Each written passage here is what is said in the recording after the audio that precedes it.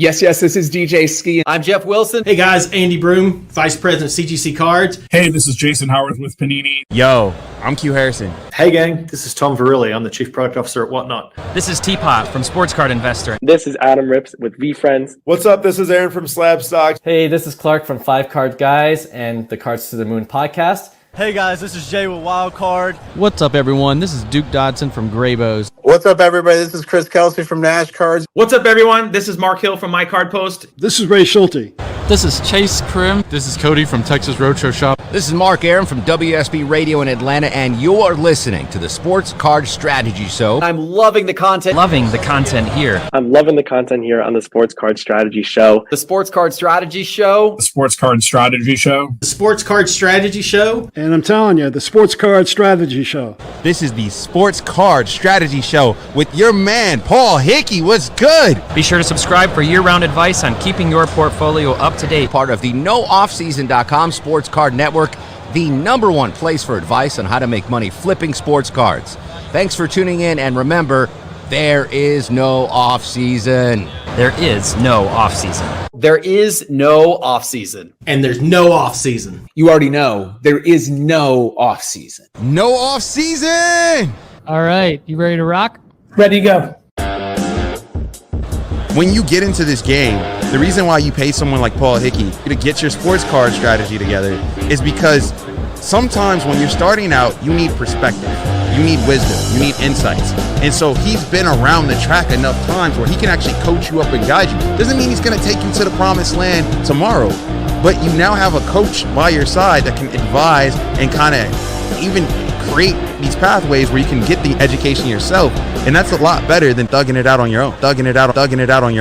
The kids better buy my rookie card now, because after this year the price ain't coming down. Welcome in everybody. I'm your host, Paul Hickey. It's time to sit back, listen, learn, and earn with me on the Sports Card Strategy Show. What's going on, everybody? Whether or not you like it raw, graded, Panini sealed, top sealed, whatever it is, we're here for you on the Sports Card Strategy Show. But the main reason we're here, other than to have fun in this amazing hobby of ours, is to help you make money flipping sports cards. Let's go. So hopefully you like the new intro to the show, and I'm pumped and ready to help you make money flipping sports cards into 2025. You know, I mentioned it in a couple of episodes recently, but 2025 in my mind has already started. It's like a 14-month year, starting a little bit early. We're planning a couple months ahead, and then we're going to execute 12 phenomenal months in 2025. Why? Because we got buying season coming up in a couple of weeks, so I'm preparing for that. Talked with Lefty about my 5 and got some feedback from many of you. So we're going to talk about my process of getting to 5 and some of the feedback that I got from that episode that I did with Lefty last week. Am I buying LeBron and Bronny Panini Instant, or are there better plays? Are Caitlin Clark Select 2024 WNBA cards a raw to grade play? We're going to talk about that. Sell alert on the World Series MVP. Text sports cards to 1-833-992-5727 to get your sell alerts. We'll talk about Freddie Freeman and his cards. The impact of Paulo Banchero's injury on his market and what some takeaways might be. The National, breaking news, the National is opening up vendor tables. So we'll talk about that in a second and maybe why they're doing that. And, you know, if any of you are interested in getting tables at the National, I'd be interested to hear what the repercussions, ramifications, results are of this announcement.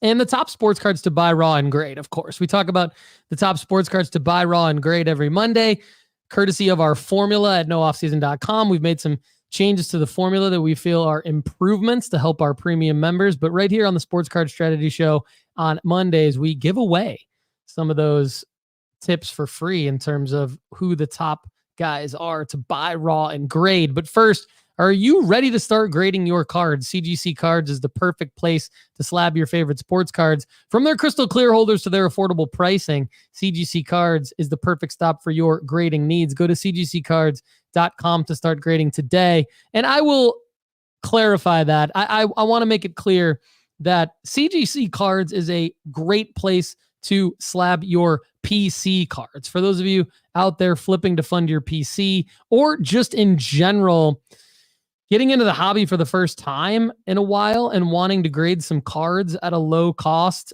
fast turnaround time, and just get that experience for maybe some old cards that you found in your PC, I would recommend CGC for that. Where I would recommend PSA, however, is for everything that we're talking about from a making money flipping sports cards perspective, which is the bulk of what we do.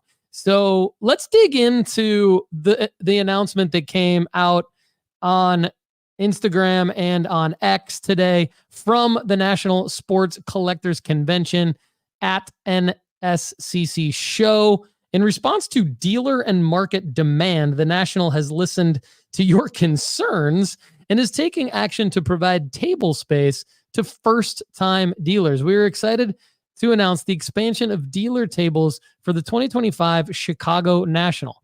We are committed to supporting first-time dealers who have submitted letters of intent and have been on the waiting list. This expansion will be limited to 75 tables. Each space will include one 8-foot table and 2 dealer badges.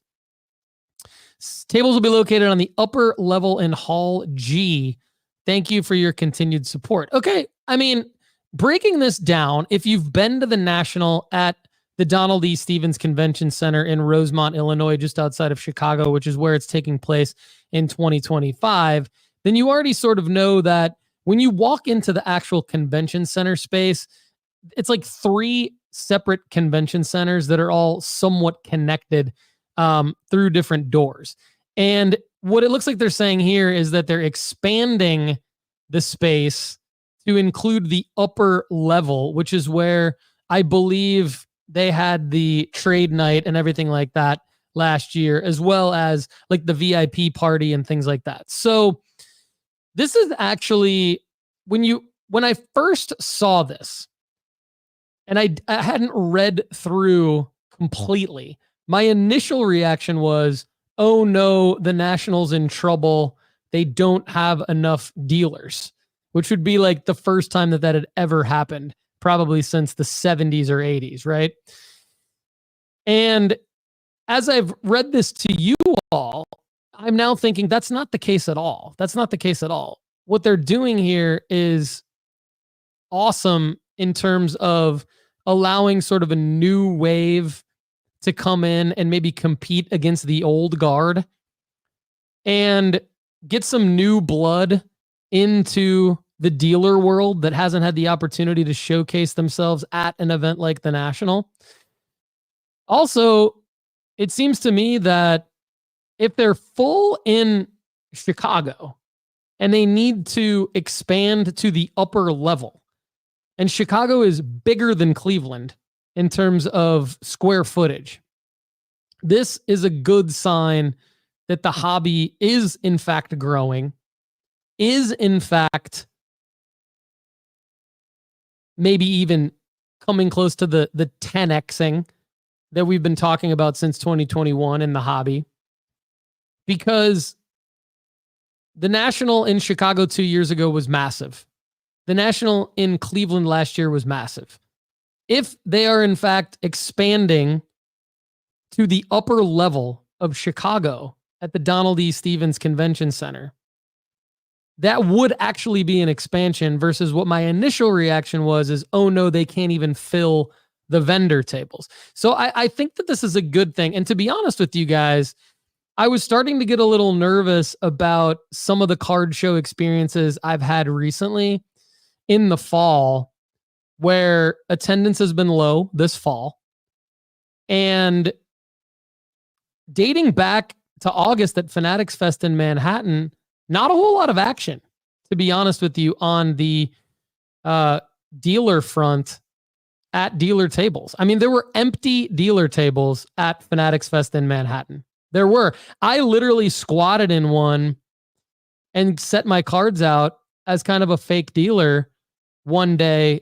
I believe it was Friday at Fanatics Fest because there was no dealer there. And then I checked back at that table Saturday, Sunday, no dealers at a lot of the tables at Fanatics Fest. So I really think I was starting to get concerned about the last few shows that I've been to, including Fanatics Fest in Manhattan. And then, of course, Fanatics Fest this past weekend was canceled. And concerning to me that like there's not enough people necessarily to fill a Dallas card show and a Fanatics Fest in Orlando, which is my hypothesis as to why the actual reason is as to why Fanatics Fest Orlando didn't happen this past weekend.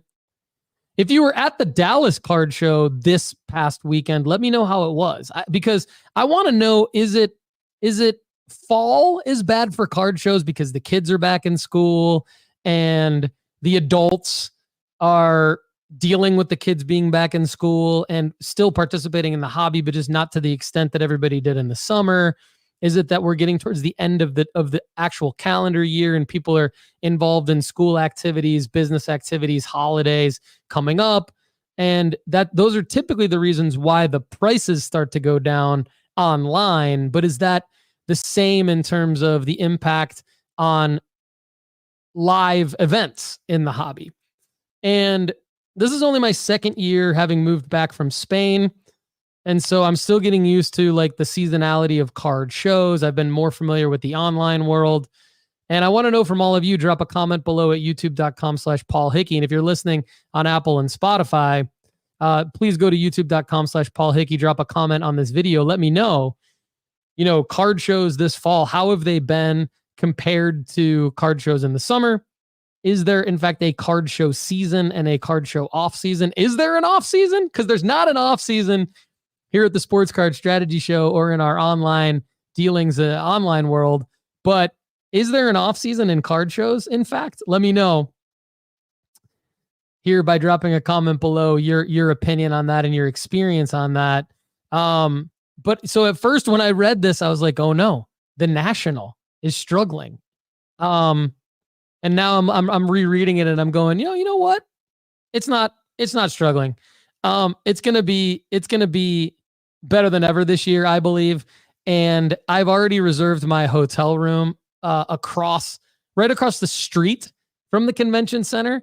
And it's only November 4th. And this event doesn't even happen until it starts July, the end of July. It's basically like the last few days of July into the first few days of August. And so I've already reserved my hotel room. And last year, because I got stuck, or last time it was in Chicago 2 years ago, I got stuck out in 20 minutes away from the convention center out by the airport.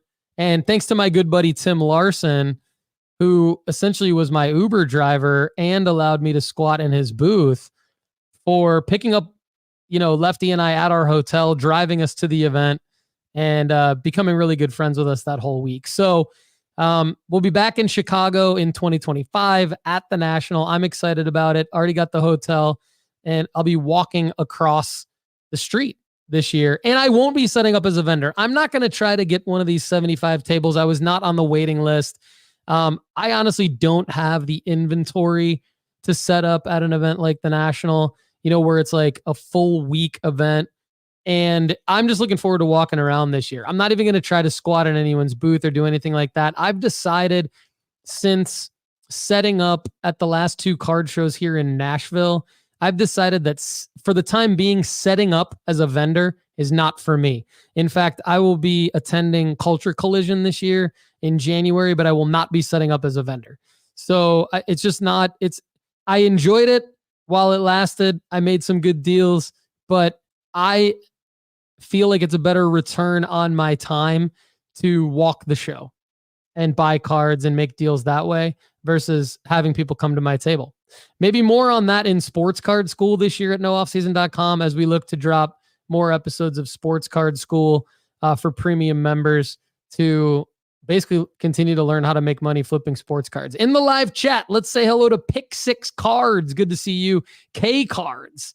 I'm doing great. Hope you're doing well also. Ace Time Elite. No off season. Let's go. Who's your card guy? Sean Red 5 Cards. I was just wondering, is there an off season? Yeah, I mean, is there an off season in the hobby that I don't know about? Because to me, there's no off season. Let me know. Arturo Torres, happy Monday. The Card Society made it. George Schur, good afternoon. Eric Sorensen, premium member, loyal premium member at nooffseason.com. Good to see you. And Old Money. What's up, Old Money? Good to see you. Finally getting to listen to a live episode for the first time in a while. Cyrus DeHoyt, what's up?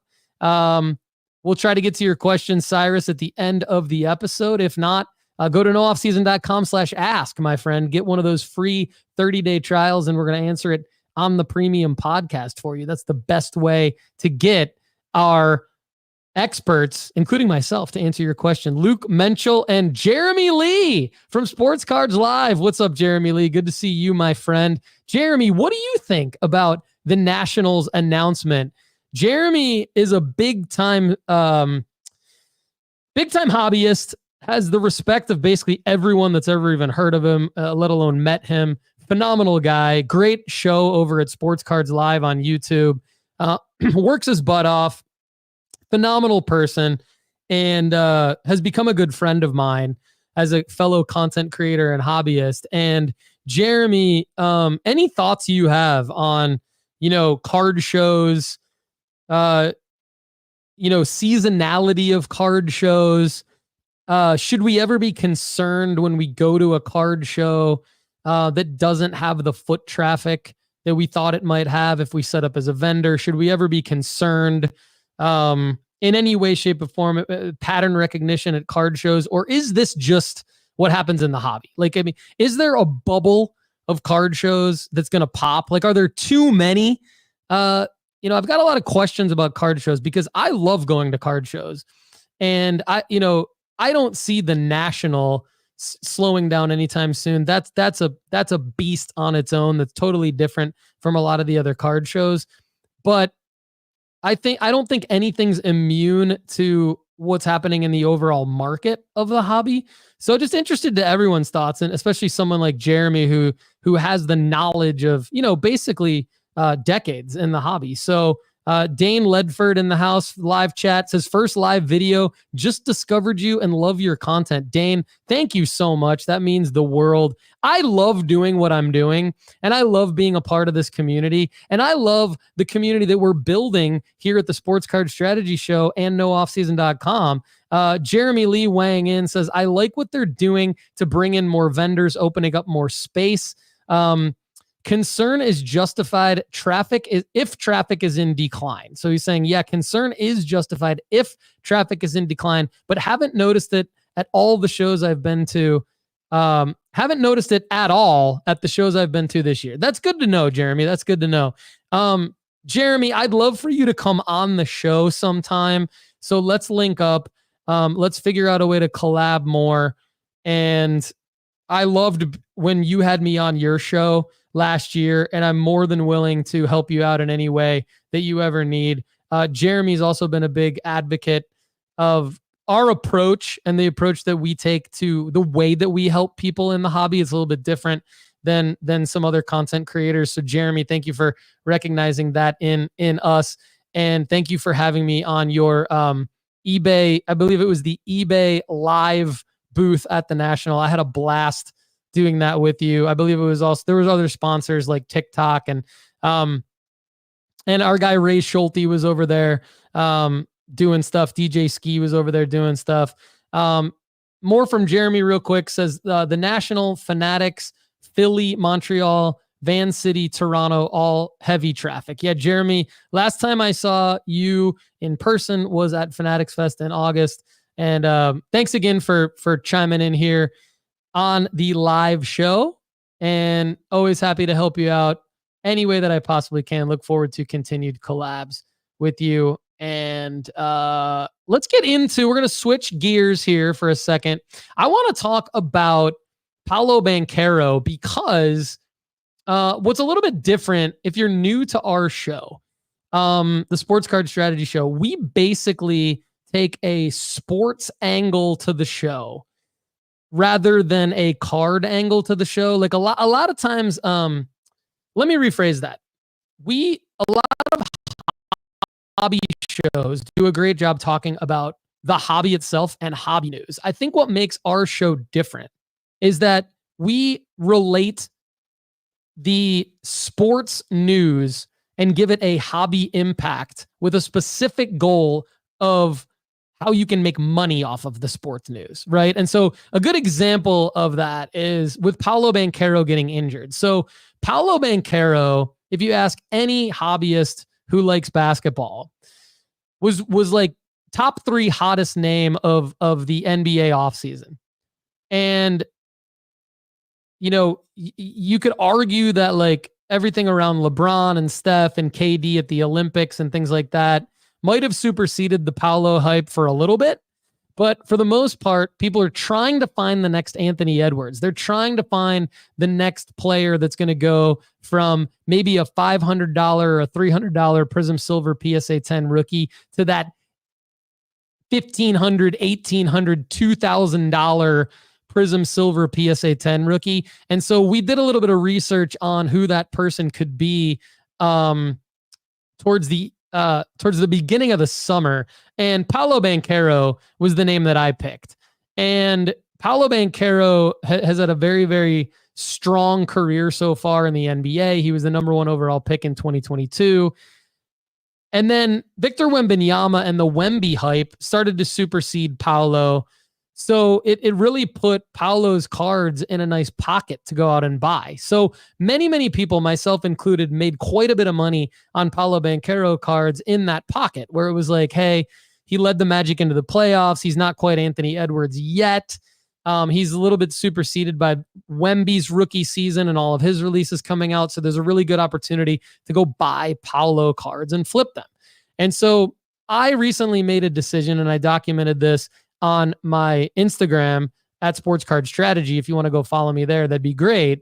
I put together a reel that shows how I made $600 profit on Paulo Banchero cards. And it was a raw to grade play, 2 cards that I bought at card shows. They each got a PSA 10. I elected to sell them in October before the season started, and I sold them at the Nashville card show.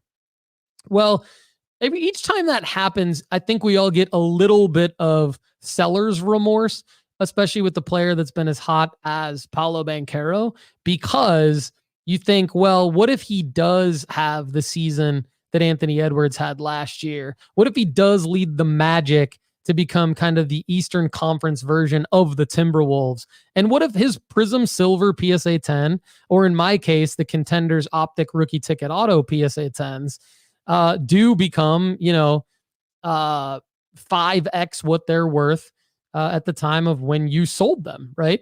And so I was not happy that he got injured, but I was validated, because not only is there typically a dip in prices after a season begins, but when a player doesn't perform above their hype, and we saw this in football with CJ Stroud, Jordan Love, Anthony Richardson, Will Levis. I mean, the list goes on and on, honestly, from this football season.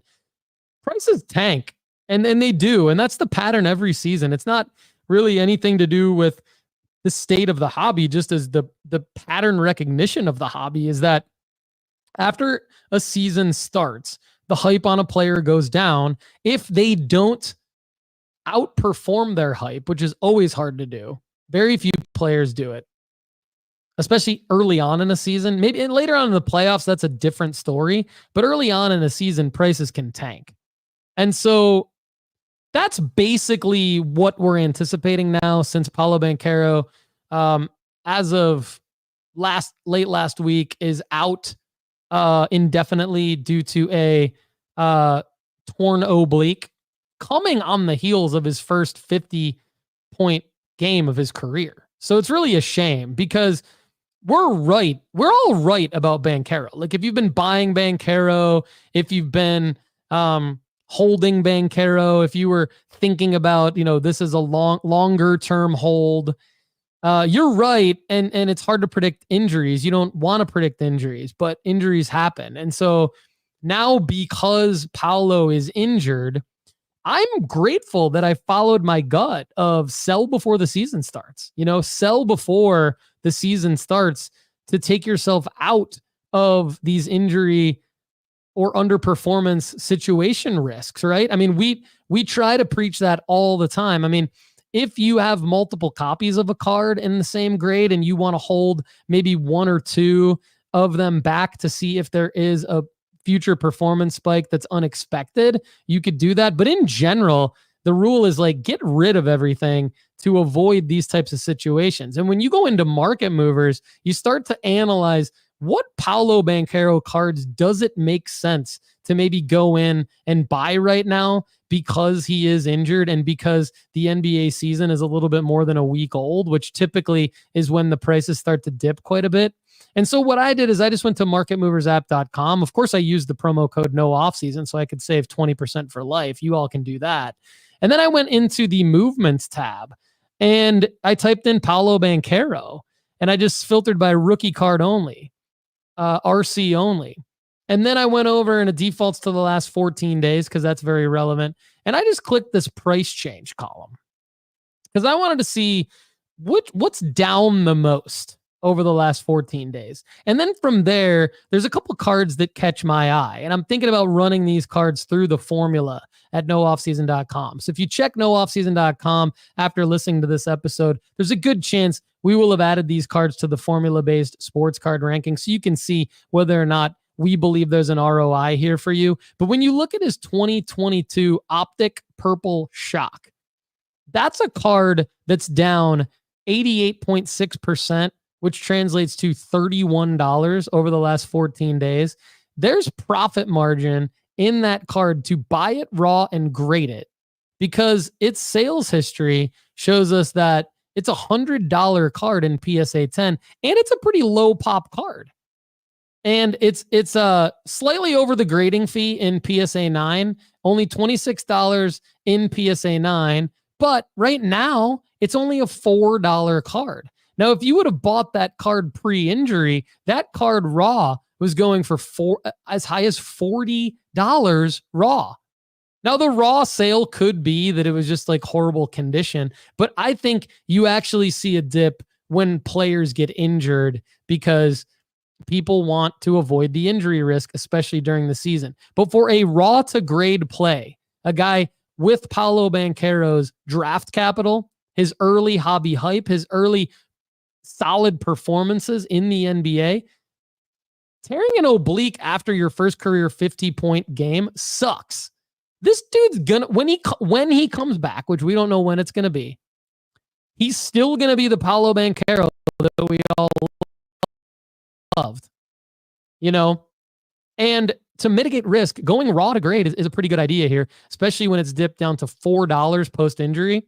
And you still have $100 upside in a PSA 10. Now, you could say, well, will that PSA 10 realize its $100 upside now that there's this injury? The good news is you can time this perfectly because send it to PSA and then you'll get it back maybe 2 or 3 months later and he should be back by then. So yes, it's actually a perfect time to do this with Paulo Banchero cards. The other one that caught my eye is just simply the 2022 Contenders Optic Silver Raw. So it's a non-auto, but it is a silver, so it's slightly shorter printed. That's dipped down to a $3 card. And in PSA 10, it's only a pop 7, but it's $116 upside. So if you can find one for the target cost that has a chance of gemming, it's definitely worth making a play on. There will be several more opportunities for Paulo Banchero cards, but those were the two that initially caught my eye, talking about his injury basically being covered late last week in the NBA news. And I really believe that he is a guy that is perfect to buy raw and grade right now. If you can find the right card, just make sure you're either using the formula-based sports card rankings at nooffseason.com or you're following the principles of the formula-based sports card rankings, which essentially means find a card with high PSA 10 upside. You know, like don't buy a card expensive raw that doesn't give you, 2 or 3 times the return in a PSA 10. And that's very basic. The formula is a much safer, advanced shortcut to doing that. So check it out. Oh My Shoes is in the house. And Oh My Shoes said, just scooped up Cam Thomas on my fantasy team. For those of you who don't know, maybe are new to the show, Oh My Shoes has been a loyal listener almost since the beginning. Very, very close to the beginning. Greeny Green, I think, if you were to ask, if Lefty and I were to have a conversation about kind of who was there first, it'd probably be Greeny Green. Shout out Greeny Green. But Oh My Shoes has been there for a long time. He was a contributor to the Sports Card Strategy Show and Tell during its heyday in 2023. And Shoes is referencing Cam Thomas because Cam Thomas might be one of my great all-time calls here on the Sports Card Strategy Show, where I bought his Contenders Optic rookie ticket autos, got them graded, and made a massive, massive profit after he put up 3 straight 40-point games during, I believe, the 2022 NBA season. So I think Cam Thomas, he's obviously still on fire right now for the Brooklyn Nets. He's clearly their number one option, much less of a sleeper now than he was back when I made that call. But thanks for the love, Shoes. Thomas McCauley in the house. He's a premium member at nooffseason.com. Good to see you. The Card Society, Catawaba Valley Sports Cards. Paul is bringing so much value. Thanks, Paul. Appreciate that, Catawaba. Appreciate all of you. And all of you who are tuning in over on Instagram Live. Not going to shout all of you out, but just want to say thank you to all of you as well. Those are the two Paulo Banchero opportunities I wanted to call out today. I think any of you who unfortunately weren't able to liquidate Paolo before his injury, I would just hold. You know, I would not. There's no reason to panic sell Paulo Banchero. I mean, he's still a stud, and I thoroughly anticipate him coming back strong when he does return, and his prices should reflect that. It's also good timing anyway, honestly. If you're looking at this from a sports card flipper standpoint, it's perfect timing that Paulo Banchero got injured because everyone's prices typically dip in November and December. His might now dip anyway more. More now that they were going to dip anyway, they might dip more now, is what I'm trying to say. And so I think if you were buying Paolo or if you were holding Paolo, you're probably looking at holding him until May anyway during a playoff run. So if you were holding him, I think it's fine. I think May is the selling marker for that dude anyway. And mitigating risk by going raw to grade and not leaving a comp is I think a good way to go. So let's dive into sports card opportunities to buy raw and grade. I mentioned recently we made a slight adjustment to the formula at nooffseason.com. For those of you who are new, basically what we do is we rank hundreds of sports cards against each other in 3 separate categories. One is raw to grade, one is already graded, and one is graded to raw, where you would find a card that sells more raw than in the grade that we have it listed on nooffseason.com. You would crack it and sell it. The already graded one is definitely more risky because it's based on you having to make a correct bet on a player and be not only right about what he or she does on the playing surface, but how the market also responds to that. And so the raw to grade at PSA rankings are really kind of your surefire bet for making money flipping, because if you go back a few episodes on the Sports Card Strategy Show, I recap what worked best in 2024. By far, the raw to grade move works best, and the data shows that because you're essentially buying cards that have upside in a PSA 10 grade, a high gem rate, and still might even have some profit margin in a PSA 9, which is rare these days. What makes our formula-based rankings unique is that we give you a target cost to not go over when you buy that card based on its last 30 days of raw sales. We also calculate all the grades and the gem rate for that card up through its current current data. And we spit out a projected average sale price. From there, we take that projected average sale price. We also account for all of your fees on the front end and the back end of your transaction. So that makes the target cost stay the same, makes it easy on you. And then we give you a projected ROI number. Now, it's meant to do more than one card. The more of each card you can buy at the target cost, the greater the chances are that you'll hit close to the projected ROI number. Because it's like the more at bats, the better, right? And the projected ROI number really is the determining factor to prioritization. So it's a prioritization tool because there's millions of cards out there that you could buy, and it's very, very easy to get distracted. It's very, very easy to get led down the wrong path. If you're just getting back into the hobby and you've tried some things, you know exactly what I'm talking about. If you're a hobby veteran or anywhere in between, you know exactly what I'm talking about. So the formula-based sports card rankings are a prioritization tool. So when I look at them, again, we look at the target cost is the average sale price raw in the last 30 days. The PSA 9, PSA 10, and other grades that you're likely to get based on the gem rate that comes out to the projected average sale price is now based on the last 365 days of sales. So the good, the bad, and the ugly of that card. And when you come to the sports card rankings at nooffseason.com, you are still going to be faced with some interesting decisions, even though the formula is a tool that does a lot of the work for you, because you're going to see some players that are more attractive than others.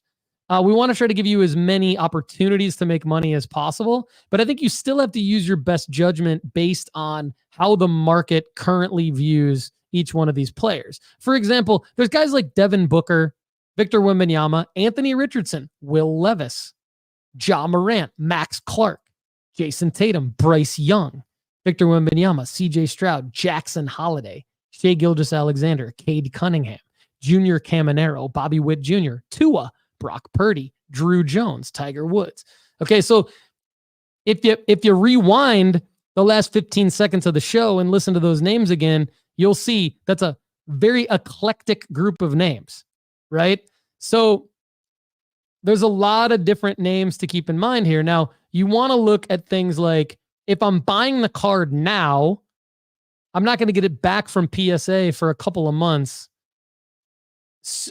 quickest, because we're taking into account really that you're going to grade. We take into account your grading fees, all of your fees, right? But we're taking into account the value, the bulk value grading fee. You know, we're not taking into account like the quick turn grading fee. So because of that, you want to look at cards. What are going to be cards that I get 2 to 3 months from? I'm going to be in position to sell these cards 2 to 3 months from when I'm buying them, right? So you look at some of these guys and you're like, well, does Anthony Richardson fit that? Maybe not. You know, does Jackson Holiday fit that? Maybe. That's an interesting one, because you could be getting a Jackson Holiday card back, and if you get it in a PSA 10 and realize that full upside, you could be pairing that back with the beginning of baseball season, which is a great way to go. Is Cade Cunningham a little risky because the Pistons kind of suck? He's off to a good start individually, but is the PSA 10 upside of him going to go down? Well, that's why we take the 365-day average, right?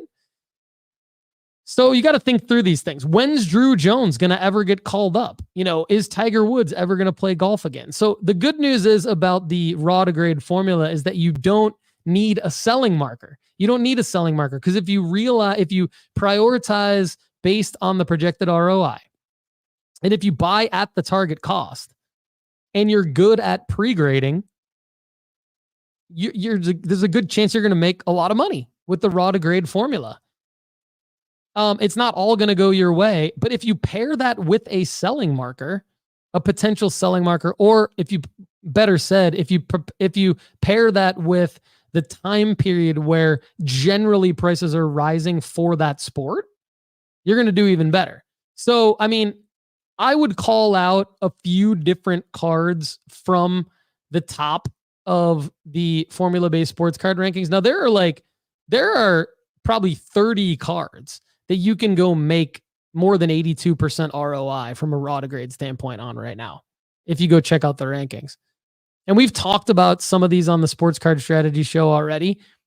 I'm going to save the one I like the best for last, but one that I really, really like is Shai Gilgeous-Alexander, 2023 Obsidian Black Color Blast. The reason I like this card, and it's interesting, I typically don't pick a non-rookie card, but this is a super short print.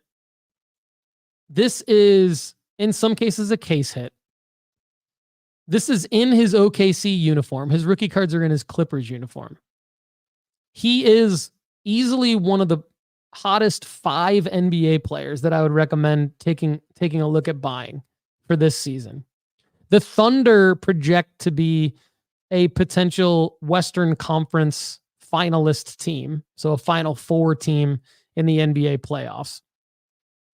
It's a $300 target cost, which makes it affordable. It fits the pocket of, in PSA 9, it has a $668 upside, even though the raw cost is $300. In PSA 10, $1,160 upside. That gives it a projected average sale price based on its gem rate of $821.56. So the reason I really like this card is because it's probably not going to go down much. You're unlikely to lose a lot on this card. And if you get a $300 raw version and grade it, there's a high chance of winning. And there's a high chance of getting all the way to the projected ROI, which is 105%. So I really, really love the Shai Gilgeous-Alexander card. His market is not going to change much. It's not going to fluctuate much.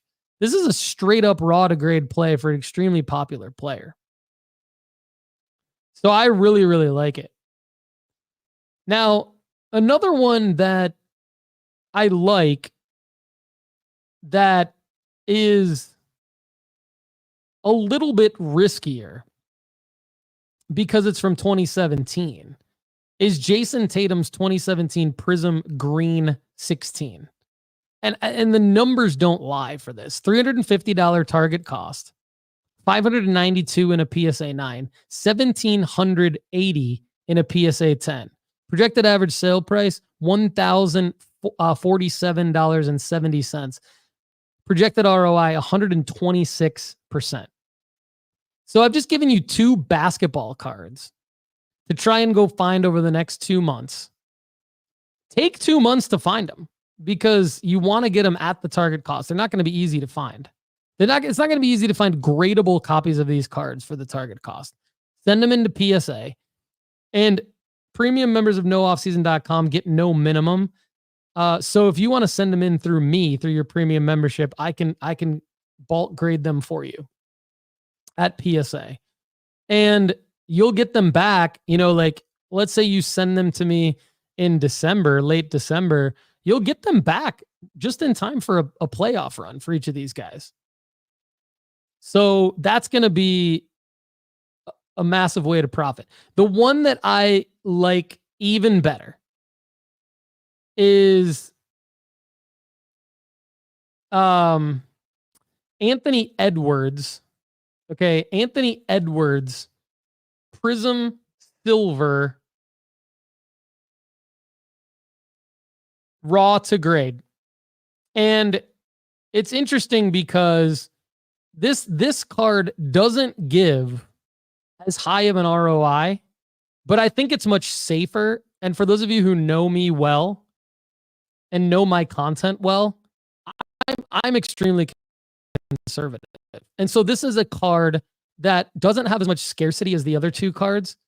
But Anthony Edwards 2020 Prism Silver 258. Right now, target cost $224. That's its average price in the last 30 days. In PSA 9, though, it sells for less than that, $217. In PSA 10, it sells for $910. It still gives you a projected average sale price of $423.41, which means it has a high gem rate. So if you can find a gradable copy of that card for around $224, and I also love how easy it is to pre-grade Prism from this year, 2020. It's a 38% likely ROI and likely to go up as we get closer to playoff time. So there's plenty more of those cards. Paulo Banchero, his 2022 Prism Silver 249. $90 target cost, and 31% likely ROI. But we're adding tons of cards on a weekly basis to the raw to grade sports card rankings and to the other two categories for that matter. So go check them out. NoOffSeason.com. Bouncy in the house. Frank Cosman in the house. What's up, Cos? Diggs BTW1. Rich Deco.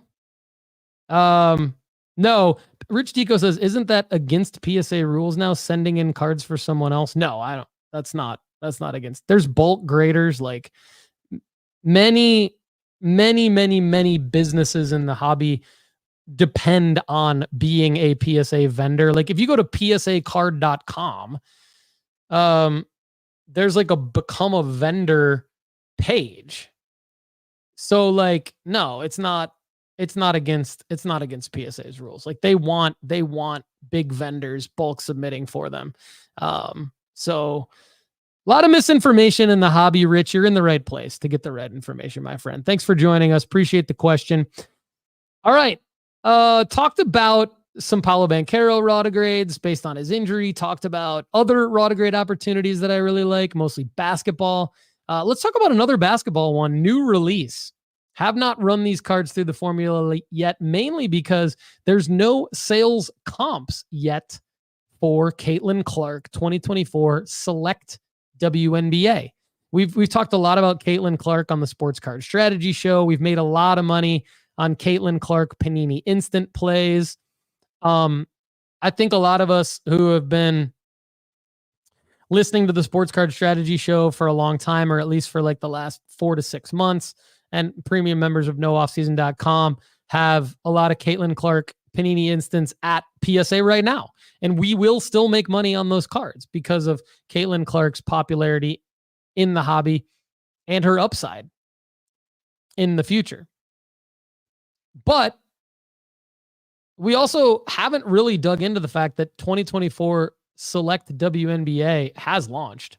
And so now those are the hot cards. Now, what's happening with Select WNBA is typically what happens with new releases. And one of the guidelines that I throw out there in Sports Card School at nooffseason.com and frequently in our content is that you should generally try to avoid buying singles of brand new releases. Like we talked about the Don Russ football release last week, and we talked about how you should probably avoid most of those plays. You have to be very, very fast to the market from a raw to grade standpoint, but rather go back and look at previous releases.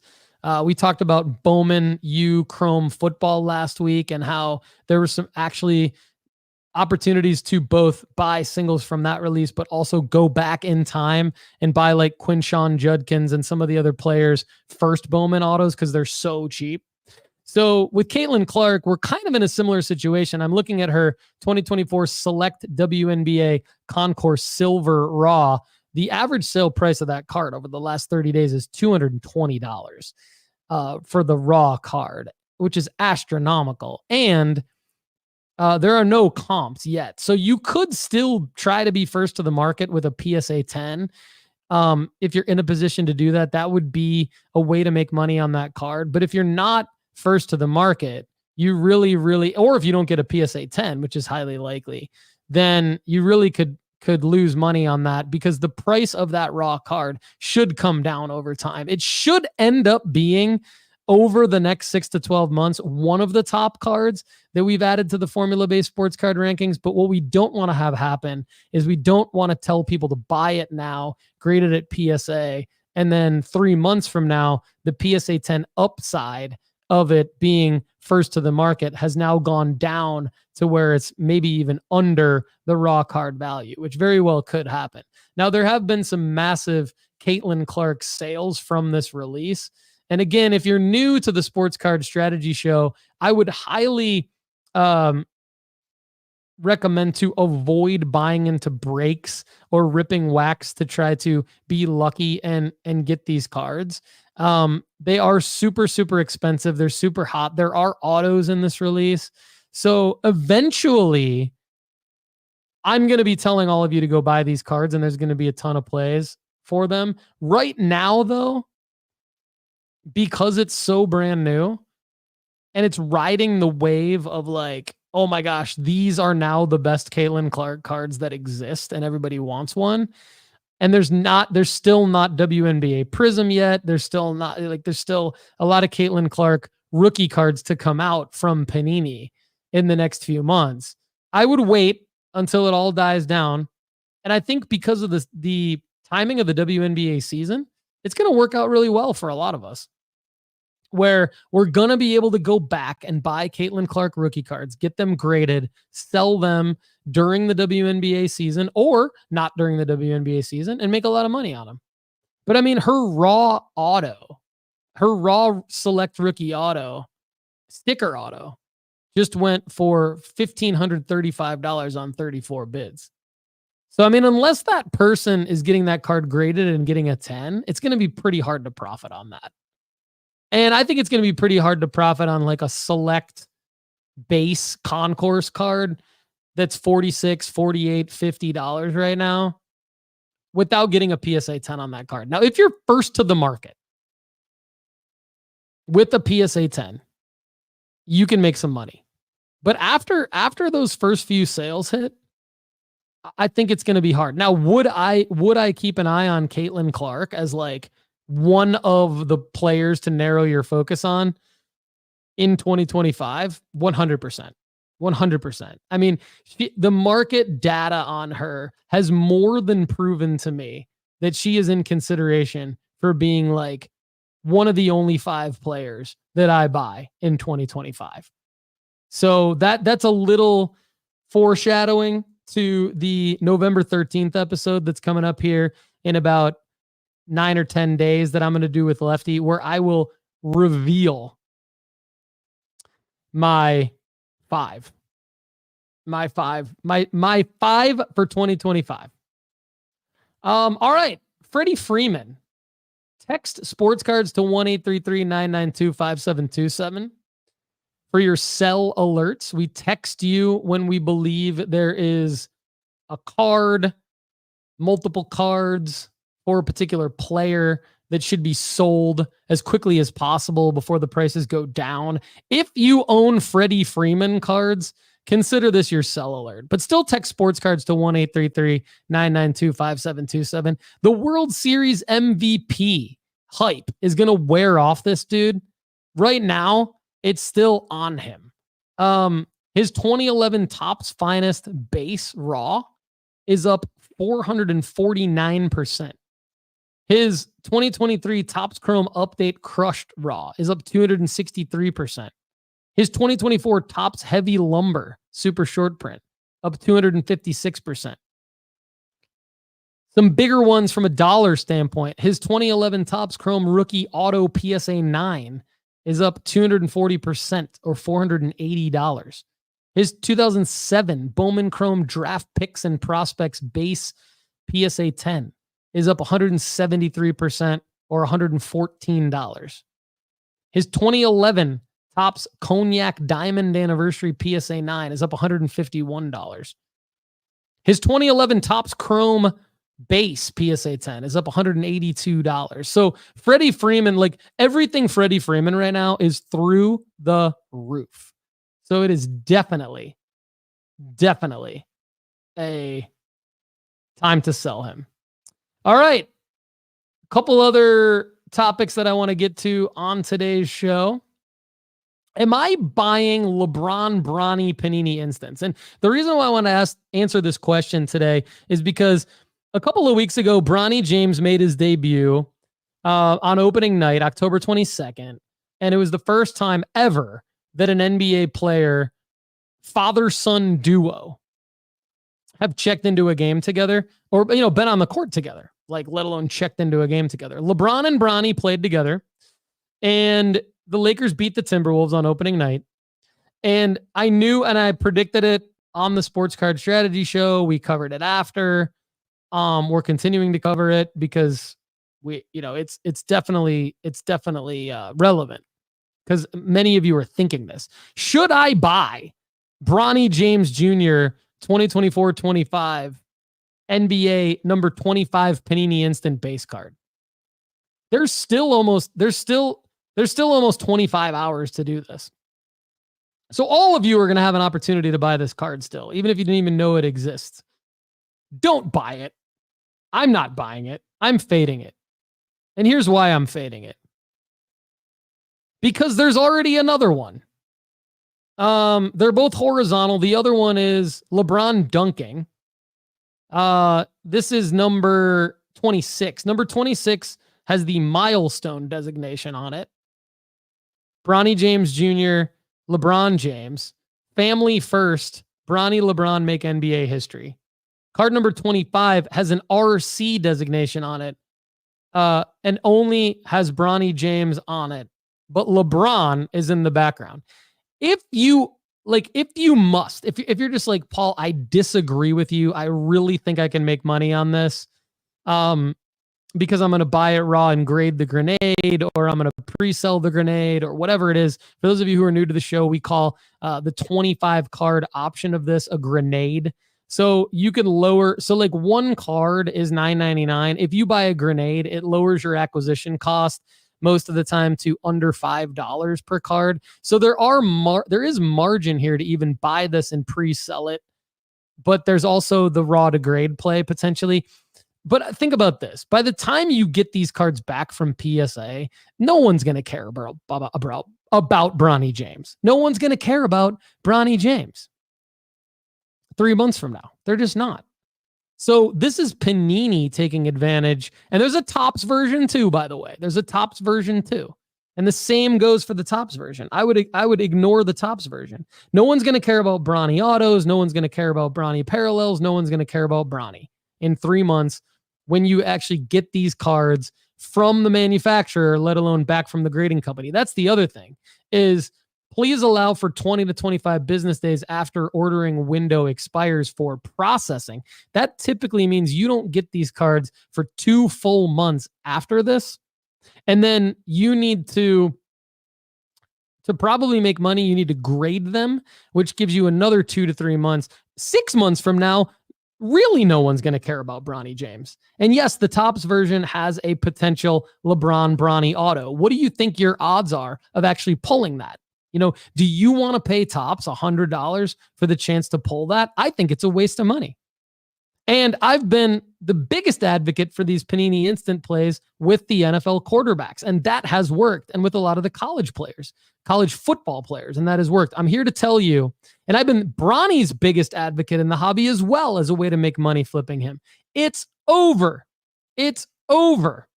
I would fade these cards. If you must partake, I would pick 25 over 26 because it is a Bronny rookie card with LeBron in the background. And quite frankly, it's a better photo. The photo of the 26 card, it's just too busy. People don't, and then the milestone, like, what is that?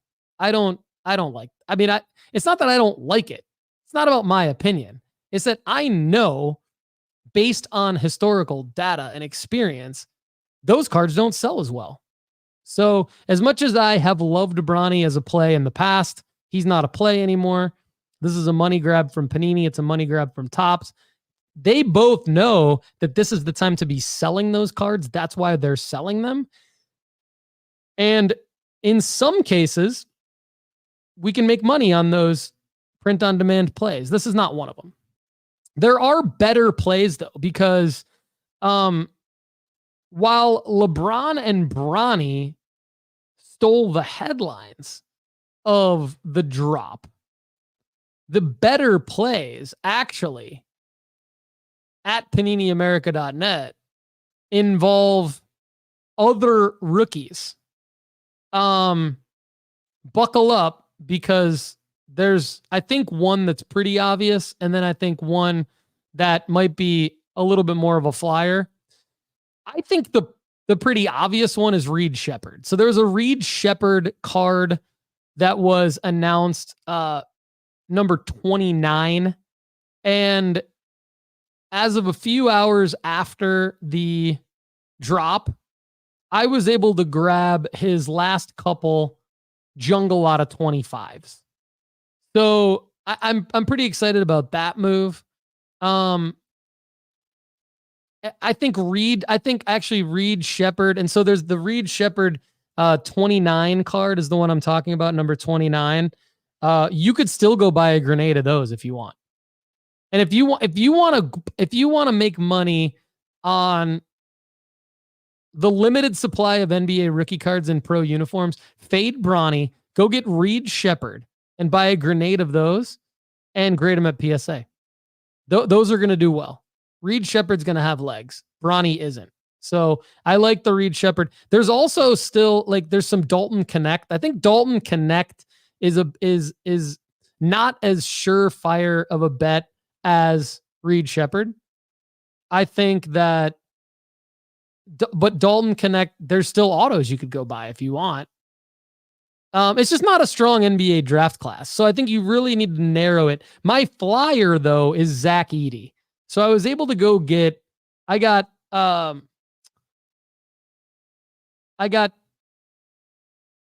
many did I get? I got 5. I got 5 out of the 20. So this is what I did. I got 5 out of the 25. So I now own 20% of the market of Reed Shepherd's 2024 Panini Instant number 29 jungle out of 25 cards. And it's only $130 for all 5 of them. So that, I think that's going to be an easy win. Zach Edey had an out of 10 Jaguar. I got 2 of them. And that was before they sold out. So I want you guys to think about, should I go get the Reed Shepherd grenade? Should I go get the Zach Edey grenade? Because Zach Edey on the Memphis Grizzlies team, he could be someone with some juice towards the end of the season, or towards the middle of the season. Another guy I like is Stephon Castle. I think Stephon Castle, there's a jungle out of 25 Stephon Castle, card number 38, $75. Crazy that the Reed Shepherd jungle out of 25 was significantly less than the Stephon Castle.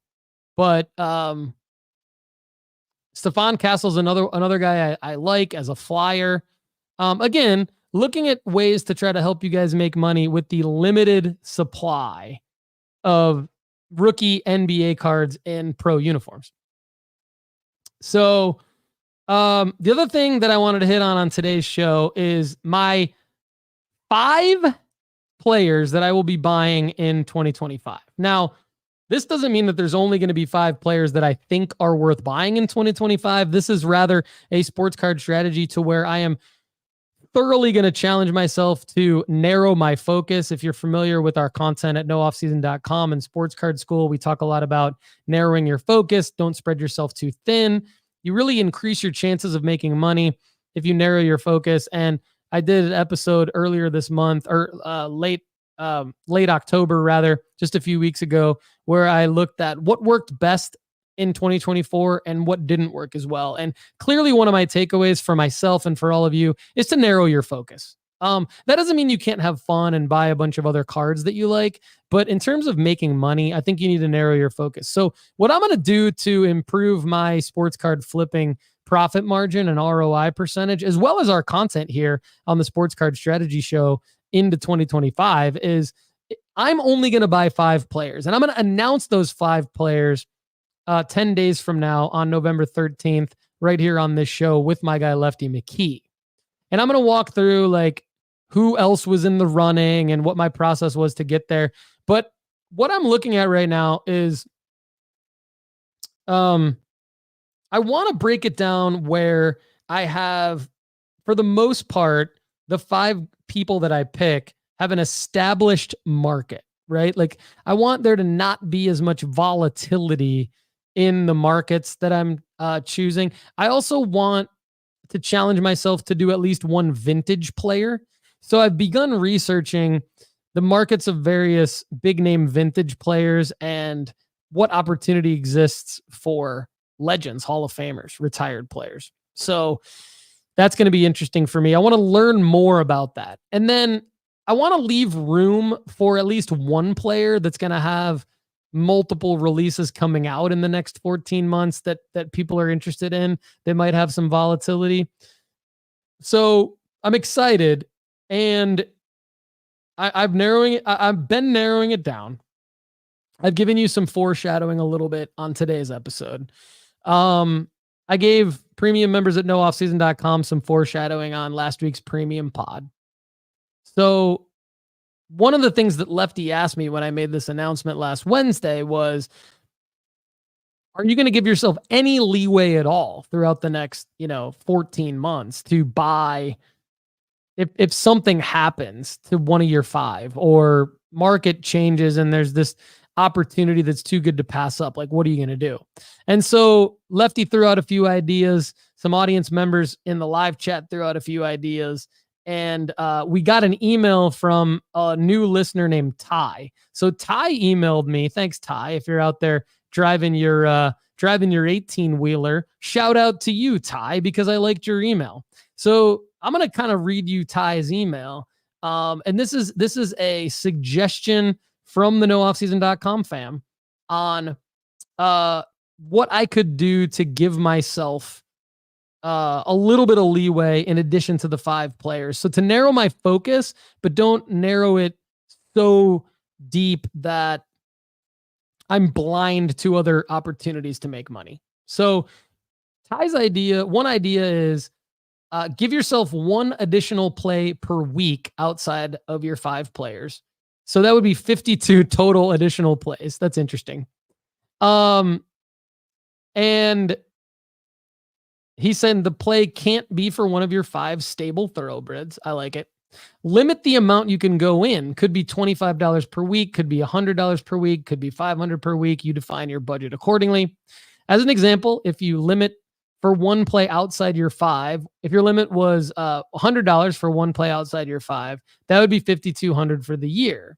You wouldn't have to use it all every week. You might make some $5 plays, might make some $80 plays, but it would add up to that. I really started to like Ty's idea a lot, and I might go with this. Lefty had a similar idea, but his was simply like, give yourself a budget, like a monthly budget or an annual budget for like above and beyond your 5 players. I really wanted to stick to 5 because I want to challenge myself to do enough research and be smart enough about my purchases.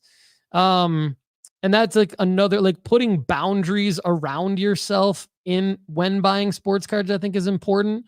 Whether you're building a PC or trying to make money flipping or both. But I also think it's important not to pass up opportunities. So let's continue with Ty's ideas.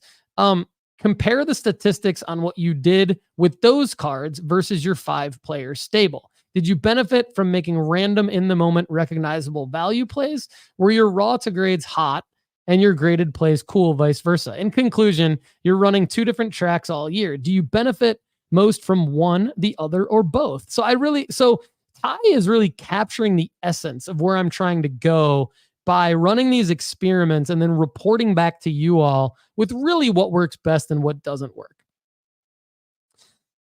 On the 1 play per week deal, you're limited to 1 purchase, 1 card, raw, graded, or whatever, and your weekly budget is the same each week, and the remaining balance can't be carried over. Ultimately, you're looking for the best singular value you can find weekly. Okay, so he's just defining this further. And then another thought is to give yourself a weekly budget, and you can spend right up to that point, really at any given time. So I really like this. Thanks, Ty. Thanks everybody out there in the audience for all of your contributions to the nooffseason.com fam. Definitely you all are what makes this the most fun for me. Ryan Painter in the house, Terry Anderson in the house, Chris Law in the house. Good to see all of you. These guys are all loyal members of the nooffseason.com premium fam. And so actually this is a good time to bring back Cyrus DeHoyt's question. Cyrus, I would love to answer your question right here on the Sports Card Strategy Show. But in the future, I am going to direct you to nooffseason.com/ask. When listing a graded card that hasn't hit the market yet, would you auction it or list it as a buy it now? The cards are 2023-24 Panini Phoenix basketball.